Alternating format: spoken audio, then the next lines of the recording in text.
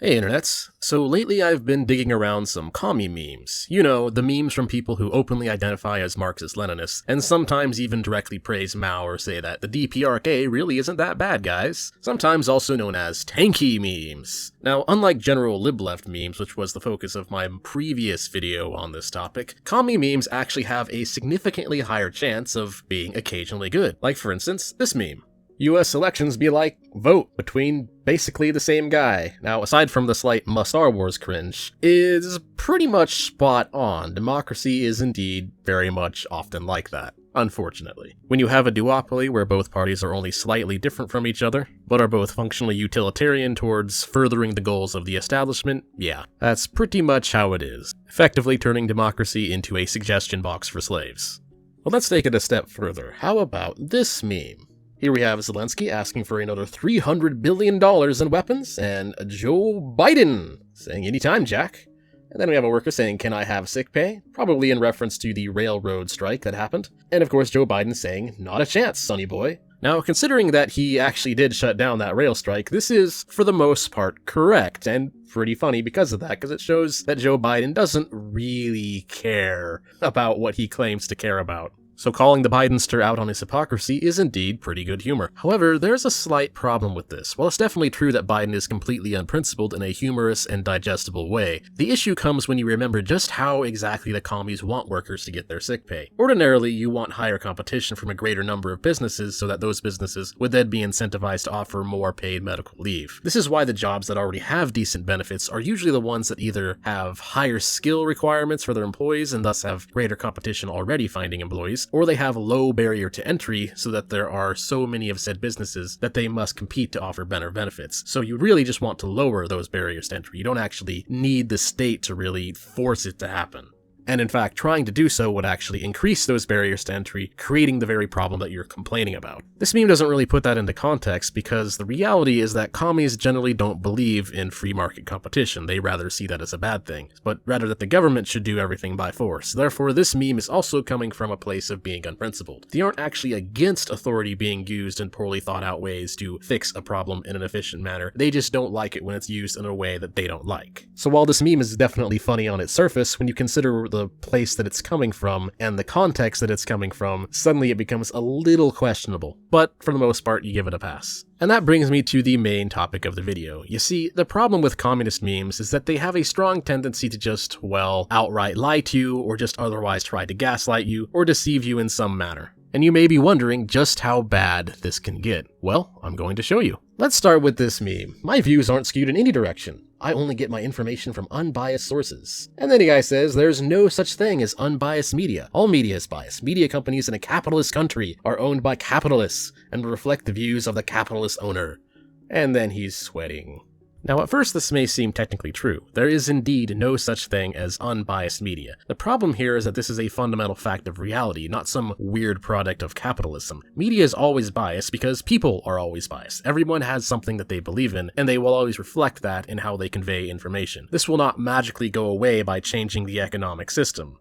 Another nuance is that biased is not the same thing as dishonest. You can hold political beliefs while citing evidence in favor of those beliefs honestly by showing them in proper context, or you can intentionally take data out of context, lie by omission and selective reporting, or otherwise commit intentional logical fallacies in bad faith to push said biased narratives in order to try and win by deception. And admittedly, our large corporate media organizations definitely engage in dishonest behavior and rhetoric on a regular basis, and their behavior is indeed completely indefensible. Which, by the way, brings me to a fun side fact. Did you know that watching legacy cable news actually reduces your ability to accurately predict world affairs? Yeah, there's a study in the book Expert Political Judgment by Tetlock that actually proves this. Mainstream news is so deceptive in what they choose to cover that your ability to comprehend reality itself is actually reduced by watching them and paying attention to what they're saying. This is probably why the internet, which has a lot less regulation by the way, has been slowly obsoleting legacy media, because they are dishonest and more people are coming to the realization of just how dishonest journos are, which isn't helped by the fact that they have actually doubled down on this dishonesty in the last decade. But anyways, back to the meme in question. What makes this so deceptive is that we know for a fact that communism certainly won't fix this problem because it didn't fix the problem. The historically worst examples of insane tier gaslighting can nearly all be found in Marxist-Leninist states. The most obvious present-day example being the North Korean media. All media organizations in North Korea are heavily controlled by the state, which directly influences the so-called facts that they are allowed to make public, resulting in them being basically a 24/7 worship the dear leader podcast. And while that may seem funny to those of us outside of the North Korean bubble, inside, you have to remember that these people are basically being brainwashed all the time, and that's not actually funny. What this shows is that less state and authoritarian involvement is better for the media, not more. When the media has to earn its money purely through free trade rather than either being outright state-owned or as a private in-name-only state media proxy, it is forced to make content that people are at least willing to pay for, and most people don't like being lied to, so when they do that too much, people will actually stop watching them, which again is effectively what's happening to legacy media over the last 30 years or so since the internet came into existence. While this still admittedly isn't perfect, because it means people will still occasionally seek out media that caters to their personal bias, it's far better than the alternative that commies are selling.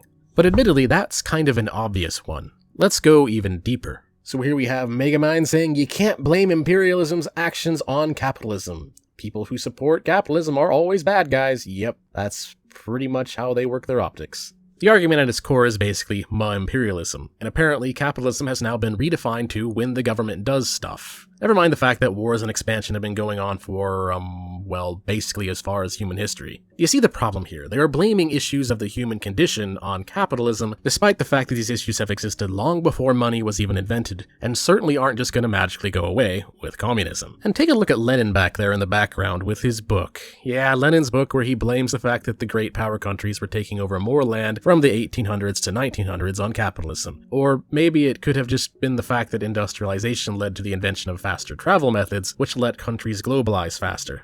Gee, we will never know. The reality is state-backed aggressive expansion can happen in any circumstance, as evidenced by the fact that the USSR and China would later engage in similar expansion plans and basically do the same behavior that Lenin was whining about. Good job there, Lenin. Good job. But how about some more direct dishonesty? Okay, we got a guy here standing around. Why don't you go talk to people who actually lived under communism if you like it so much? And then you got him just standing there, me currently living in Eastern Europe, listening to people tell me how their lives were so much better under the communism. Now what we are seeing here is an example of a half-truth equaling a whole lie. Whether or not people in Eastern Europe think things were better under communism depends on which country you ask and how that question is asked, and requires an understanding of what other factors are influencing why they would answer in that way. Now, the simplest way to show this is to look at some Pew Research data from 2019. Most people in the former Eastern Bloc countries approve of their adoption of free market policies, especially Poland. And when the more direct question of whether or not abandoning communism led to better living standards, most of them still answer that communism was worse. So right away we know that this meme is just cherry-picking anecdotes. Sure, you will find some people there who miss communism, but the majority of the population does not think this way. So immediately, this is very dishonest because it's implying that a fringe opinion is in fact the mainstream opinion, when it is not. But what about the very few countries where most people do believe that living standards were better? Well, that comes down to Ukraine, Russia, and Bulgaria. Yeah, 3 countries that have been wrought with corruption over the decades, and of course 2 of which are currently engaged in an extremely bloody war that could have been prevented if said corruption was properly handled sooner. I would also venture to guess that some of those opinions may have changed since 2019. The point is that the way people answer this question of course depends on what specifically their countries have been through since the fall of the USSR. But again, most people in general do not wish for a return. So this meme is basically just my lived experience, which I did an entire episode on. It's TLDR, not an honest argument at all. So let's move on to the next meme. Okay, actually this is a pretty honest example of commie self-awareness, so no further comment. Next meme. Okay, this one just basically telling you to worship the dear leaders, no real refutation or comment necessary further than that. It is admittedly kind of funny that some of their memes really are legitimately just cut and paste Soviet-era propaganda, but again, no real further comment necessary. Next meme. Yeah, not reading that one. Next meme. Okay, here's one that's actually worth talking about. Believing what liberals tell you about Soviet apartments. Then the guy goes, me going to Eastern Europe myself and spending time living in one, only to see the nicest, most spacious apartment I've ever been in. Note to the anecdote. The communist apartment includes over a dozen sizable rooms, 2 bathrooms, multiple balconies, nice views, proximity to parks and grocery stores, and more! With glowing eyes. Okay, so the dishonesty here in this meme is actually an example of shifting the goalpost. What they will often do with this whole attempt to say that commie blocks are actually good is they'll try to argue this by comparing them to either medieval conditions or complaining about walkable spaces which happened as a result of zoning laws, because again, these people want you to believe that capitalism is when the government does stuff, or they just don't want you to realize that the problem lies with zoning laws, and so they just don't mention that fact, period. Now, of course, what they don't do is they don't compare the commie blocks to privately built luxury apartments, but this meme seems to be suggesting just that, again using my lived experience and anecdotal evidence to sell the gaslight. I mean, sure, if the person who made this meme had just lived all their life in some American inner-city ghetto, then technically, on an individual basis, it's not dishonest. But overall, for the purpose that it is trying to sell, it is absolutely dishonest. Because it is absolutely not true that commie blocks come anywhere near close to being as good as some of the best privately built ones. If you try to compare the best commie block to the best luxury apartment, it's night and day. It's basically, you're insane to even try. But they're also ignoring the two main problems of government housing, which is that the state doesn't really have any incentive or obligation to perform upkeep or improve upon the building. This results in some serious maintenance issues when compared to privately owned housing. And the other problem is that the state tends to spend significantly more resources than necessary on these projects due to bureaucracy and the knowledge problem. So while it is true that commie blocks aren't completely terrible, the best ones absolutely do not compare to the best of private housing development,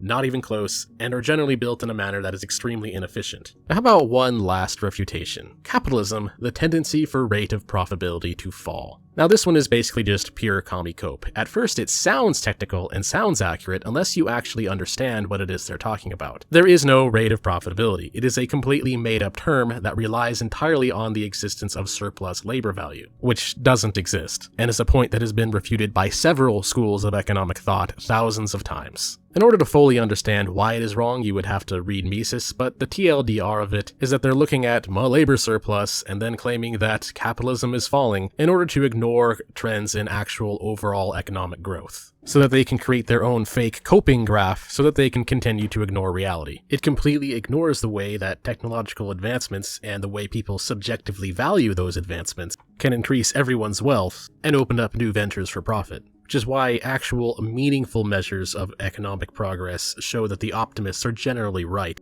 And throughout all these memes, you might have noticed a bit of a pattern. You see, communist memes at their core can often be summarized as capitalism is when bad stuff, and communism and/or socialism is when good stuff, and then they lie to you to try and push that point. This is how their grift fundamentally operates. It works through the three-stage grift of identifying a problem, often a real problem, but then they will then just blame capitalism without any real evidence that capitalism is at fault for the problem, or that the problem would go away if capitalism were to go away, and then they will just simply propose socialism as the solution, where it is just treated as de facto the correct way to fix this problem, again without any real evidence. So they're not actually comparing capitalism to socialism, but rather they are comparing it to utopia. And that's basically where these memes are coming from, especially since a lot of the more extreme tanky types are very comfortable with just outright lying by intentionally clipping things way out of context, and then gaslighting further when they get called out on it. And the conclusion is thus this: while commie memes may be slightly funnier on average than general lib memes, never forget the fact that these people are, more often than not, completely outright lying to you. Anyways, that's all for now. Thanks for watching. If you enjoyed the video, feel free to like, share, or tip me on Ko-Fi and all that good algorithm stuff. Till next time.